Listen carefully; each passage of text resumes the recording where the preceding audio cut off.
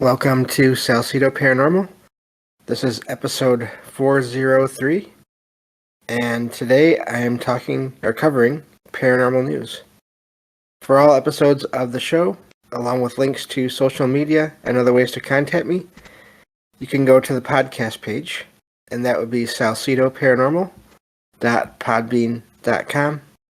That's SALSIDO paranormal.podbean.com.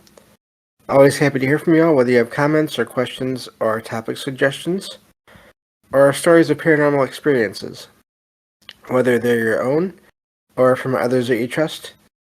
Happy to either read those or have you join me on the show to talk about them. Thank you all for listening, as always, whether you are here for the live streams or you listen on the podcast or YouTube feeds, or you listen on online radio on the Troubled Minds Radio Network, KUAP Digital Broadcasting, every night as of now at 6 p.m. Pacific, 9 p.m. Eastern. That's where you can hear 2 episodes of the show, replays, and right in the hour right before Troubled Minds comes on. Again, I want to thank Michael Strange of Troubled Minds Radio and Liam Martin of the Exiled Minds podcast for creating the music that you hear when you listen on the radio in the beginning and the end, and for also putting my show up on the station. If you'd like to support the show, there are a few different ways to do that. You can always rate and review the show on your podcast platform of choice. And, of course, sharing the show is always appreciated. Also, if you are into paranormal fiction and nonfiction books, I have some of those that I've written you can find on Amazon. And then you can also donate directly to the show as well. And all help is appreciated. Never expect it, but always appreciated. So, as there are costs in doing this show, in terms of research, when possible, and material, equipment, and other expenses that come up along the way. So I think that covers everything. And I have some stories. I already put them in the show notes and sources channel here on Discord, and I will include the links to the stories I cover in this episode in the episode description. That is also where you can always find all of those links that I mentioned earlier to the books and the donation links as well. So, forgot to mention that. But I think that takes care of everything for now with all of that. And let me get to the stories here. These first couple are actually from right here in Michigan, talking about places right here in Michigan that are said to be active. And let me see here. Let me get to the window here. This first one is from WITL.com. And the title reads, "The Most Haunted Restaurant in Michigan." And this article is talking about the Whitney Hotel restaurant. I can't remember if it was a hotel or not. Anyway, so this place is actually a house that was built, a mansion that was built between 1890 and 1894, and it was built by and for the lumber baron David Whitney Jr. and his wife Flora. So, of course, they had children after that as well, I believe. So the place was built as a permanent address for Flora, for the wife, but she passed away in 1882, even before the house was built. So, so after that, David Whitney married Flora's sister, Sarah. Says that after that there was sobbing that could be heard. So the paranormal activity apparently started early in the third floor bathroom, and it's that people say it's believed to be Flora. who was sad that basically about the situation as it turned out. I wonder. I don't know. It seems like I can understand wanting to tie everything together, but without sort of um, more evidence, it's hard to say. There have been apparently apparitions of female apparitions seen in dressed in white. So basically, that the apparition has been heard and seen crying in that restroom. But again, there's so many years of history there. It's hard to know exactly who they're dealing with without some kind of communication. So mentions that. Now let me see here. I thought it said. Okay, so 1890 to 1894 is when it was built. So David Whitney passed in 1900, and at that point he was the richest man in the city of Detroit. So the place went on after that. He was only in the home for 6 years until after he passed, and it's believed that basically he is also still in the mansion there. So it's believed that the first owners, David and Flora Whitney, are there. So apparently there's been apparitions seen of David Whitney, possibly. And one of the employees there at the restaurant said that they saw an old man looking out of the second floor window. And the employee at first thought it was someone that was sneaking around basically in closed off areas where they shouldn't have been at the time. And they found the man inside the building, of course. And now this is amazing here. I wonder what caused this or how this worked. When the employee told the man that he had to leave, the apparition had to leave, this figure that is thought to have been David Whitney apparently sunk through the floor and disappeared into it. That is amazing. To me, that indicates some kind of awareness of what one could do as a spirit, maybe some energy field. And just in the fact that it didn't seem to, I don't know, I would think that if it was some kind of a residual or following old floor plans of the place, this apparition would have had to take steps down. And it doesn't sound like that. It sounds like he just lowered through the floor. So anyway, the other activity that has been reported there is that in the carriage house, there is the tea set that belonged to the daughter of the Whitneys, Grace, and apparently, if anyone tries to move it, paranormal activity kicks up all around in there and in the mansion. And then once the tea set is returned to its place, everything stops. That's amazing as well. Again, showing some kind of possible intelligence there.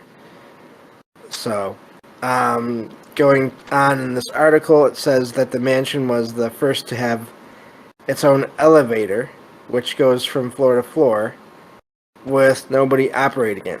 That is, you hear about that in some larger places. It's even been put into movies and books. I believe even in Stephen King's The Shining, which we may get to in this episode, may not. There's an article I found about the Stanley Hotel. And if I'm not mistaken, that also happened there. If not, though, it definitely happened in The Shining, which is a book based on, loosely based on the Stanley Hotel.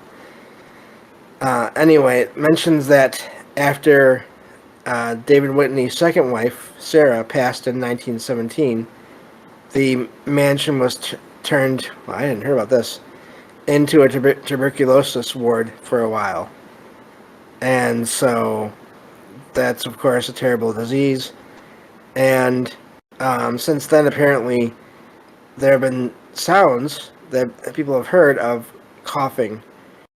Basically, people going through that disease in the mansion. I'm hoping that those are residual. It's hard to say, but you would hope that that's all just energy caught in the walls of the mansion. Mentions that the son of one of the later owners caught an apparition in a group photo. So something that appeared in the photo that apparently was not there. The last one they mentioned here is table settings apparently will move around on their own, and silverware is found stacked when no one else is in the area at the time. So, mentions that in 1987 the mansion was turned into a restaurant, basically a high-end restaurant. And so let's see here. It's people compare this place in appearance to sort of places you would see on TV shows such as The Munsters and The Addams Family, and that it even surpasses those, which is really amazing because if you've seen any of those TV shows or movies, makes you want to. I'm sure there's pictures in this article here you can check out. So let me see here. It goes into talking about some paranormal investigators that have been that have visited the location both for television and not, and many of them have had activity. So let me see here. Yeah, so I think I'll leave it at that. There's more. There's pictures in the article here that you all can check out. So I just wanted to share that. Every so often, an article will pop up about a location that I've already covered in a previous news show, but I still like to cover them just in case more details show up or more activity is reported up to the present date. So that in case anyone, for those of you that have been listening for a long time, that's why I still cover these places, even if I've already covered them in previous episodes. Not to mention now we're over 400 episodes, so I think that's good to revisit these locations. Let's see here. So yeah, that's the first article I had for tonight. Again, thank you all for being here and listening. Let me move on to the other location here. This one is a hotel, and this is from UpperMichiganResource.com. Title reads, and I'm not sure how you say this exactly, but it says the NAHMA, NAHMA Inn looks ahead to full summer schedule despite ghost activity. So this is I'm glad that they're mentioning this. Also, it seems like they're not ignoring it, but the people there acknowledge the location. Apparently, one of the former employees of the inn, first name is Kelly, became a paranormal investigator, and she actually used to she had experiences at the hotel. And the owner of the hotel there, first name is Charlie, says that he's never felt threatened, unsafe, or any negative energy around the hotel, which is good. So there's just activity there, but nothing negative or dangerous. So both of those employees or former employees, the owner and then the former employee, they both say that there are higher levels of energy in the hotel that or basically higher levels of energy bring out activity in hotels. So I misread that. So when rooms are fully booked, or there's a concert happening there's a general store right next to it, that's when there's more activity, which is amazing because sometimes you hear the opposite. So it mentions Charlie mentions here that the haunting has become an attraction to customers, and that the the possibility of sightings does not deter people from staying at the hotel. And I can confirm I would go and stay there if I could. So mentions that let's see here. That's just the recap of what I already said. Says that as of right now, it's still in its winter hours. Now this is Upper Peninsula, I believe, Upper Michigan. So, and this is from a little ways back. So winter can continue on for a while, longer than it does in the southern part of Michigan.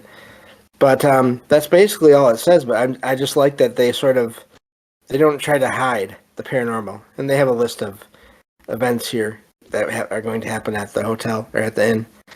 But I just like that they mention it and they talk about it, but they also don't try to sell it as come here to be frightened. The owner mentions that it's not negative. I like that a lot. Just a good article about how it is possible to stay or to be in a place that has activity without it negatively affecting people. So neat article there. And I think I have time for one more article here. These three articles here are actually leftover articles from the last news show I did last week. Some of y'all will notice I've cut down to one news show per week. And that is just because I do like to keep track of everything, but some weeks it was hard to find enough stories, or interesting enough stories to me anyway, to do 2 news shows per week. So cut back down to 1 now, and I think that is working, at least for me anyway, fairly well. And then that way you'll still get 2 true paranormal stories from the web. And then you also get now 2 subject or topic-based episodes per week. So that's the plan. Not counting special shows and all those things. So this next article here is from indy100.com, indy100.com. And the title of this reads, "Man captures footage of ghostly figures walking out of clouds following tornado." Now, there's videos in here. Also, if you all check out this article, just beware. They have advertisements, pop-up videos, basically built into it. So if it suddenly starts playing audio on you, did the same thing to me. Did not appreciate that so much. But I wanted to share this because I've never heard of this before. But apparently, in this video, there are human forms drifting through the clouds, and even walking or moving through the clouds. And this was caught by a TikTok user, a content creator on there. And but one of the comments that they got from someone was that someone else had seen a similar thing before. Basically saw the same thing when they were younger. So again, does that mean that some entities, some beings, when they are when when they're not literally at ground level, they are up in the clouds? And of course there are all kinds of references to in mythology and folklore and religious texts regarding there being realms up in the sky and then down, of course, underground. But this is amazing because this is actual figures that were apparently caught, possibly, and then seen before by other people that are literally in the sky, not in craft, not your stereotypical alien. But just an amazing concept, and makes me wonder about that, what that is and how that works. And how many other people have had sightings of things like that they've seen in the sky, and they've tried to write it off as, oh, well, I'm just seeing these things in the sky, these clouds in the sky. They're just clouds, and clouds can be any shape. And that is true about a lot of clouds. But also, I think it's just amazing to consider that there could be sentient beings in the air like that. One of the other comments, so there's more than one comment in here, talking about how they saw something in the sky, apparently. Or at least that's what it's implied anyway. And let's see here. Apparently there have been other videos shared around the web. And so, yeah, it's just amazing sighting there. Just the possibilities that apparently this is not a one-time thing. And of course there were skeptical comments. But just the idea of it being possible is amazing. And let me see here. Yeah, so just wanted to share that article there, because that is an amazing sighting and video. Y'all can check out there. So, and I think I have time for these last two here. Really, I don't have to really go into them a ton because the one I'm going to cover and the other is just sort of a mention of a fairly well-known location. This next one here is from Collider.com, and the title reads, "Is the Shining Hotel Really Haunted?" And of course they're talking about the Stanley Hotel over in Estes Park, I believe, but at the very least in Colorado. And he stayed there, he and his wife stayed there for one night, and apparently that is where he got part of his inspiration for rewriting. The article talks about how The Shining originally had a different beginning as he was writing it, different setting that he wasn't liking. It was actually apparently set as he was writing the original version of it in a theme park. So think of how different that would have been. So goes into the history and some of the hauntings of this location. But I'm going to leave that one where it is just because I will be doing a show on this topic. So y'all can check out that article. I may even use it in that episode on that location. And we'll go from there. So this last article is from WBOY.com. And apparently it's it's 12 WBOY. And the title of this article reads, "Visit this abandoned West Virginia munitions plant to experience history and possibly the paranormal." And for anyone that is familiar with sort of paranormal lore and mythology and experiences and sightings, they are talking about the sighting, the location of one of the first sightings of the Mothman. So I probably should have saved this one, but maybe we'll this will be a little teaser for the next news show. I'll save this one for the next news show and get back to it.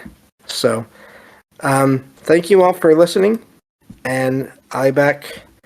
Let's see here. Let me get back to okay, there we go.